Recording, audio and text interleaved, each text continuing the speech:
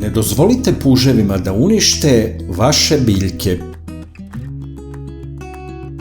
Puževi su često nepozvani gosti u našim baštama, ostavljajući oštećenja na lišću i plodovima našeg biljnog blaga.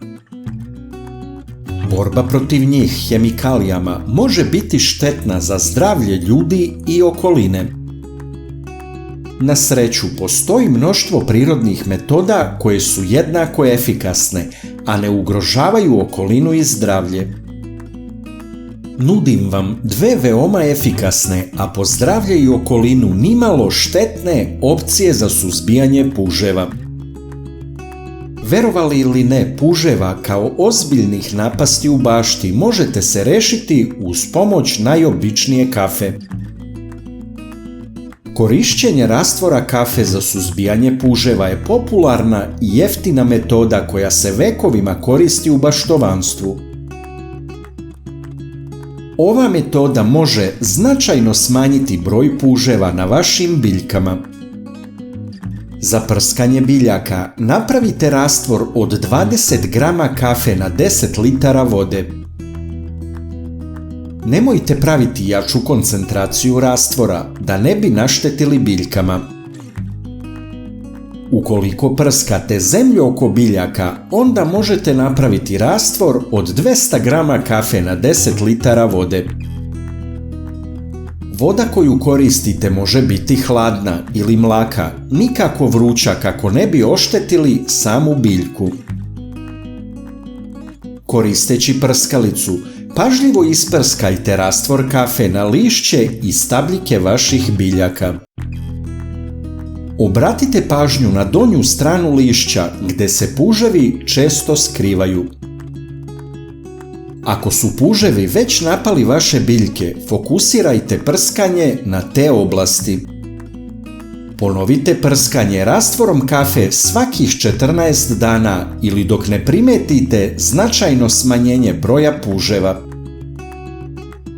Najbolje je prskati biljke ujutro ili uveče kada su puževi aktivni. Izbegavajte prskanje biljaka tokom dana kada su jake vrućine.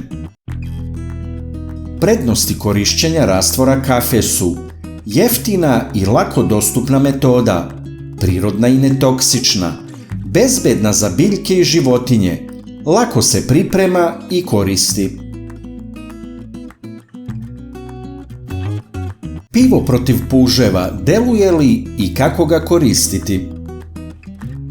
Korišćenje piva kao mamca za puževe popularna je metoda u baštovanstvu, a mnogi veruju da je efikasna u suzbijanju ovih štetočina.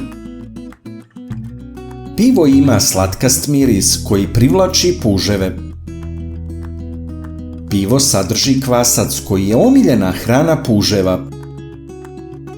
Iako puževi nisu otporni na alkohol, niske koncentracije u pivu ih ne odvraćaju, a čak ih mogu i privući.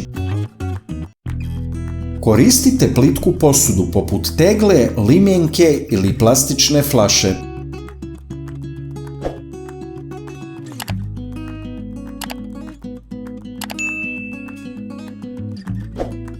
Ukopajte posudu u zemlju, tako da je ivica u ravni sa površinom tla.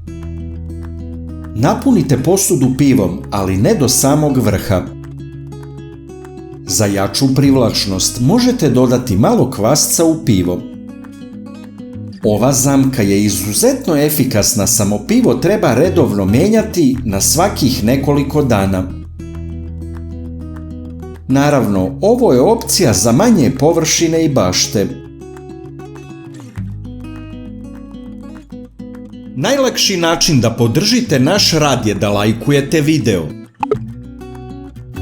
Kliknete na dugme prati, zatim na zvonce i na kraju potvrdite zvonce. Ovo za nas znači mnogo. Hvala vam na podršci.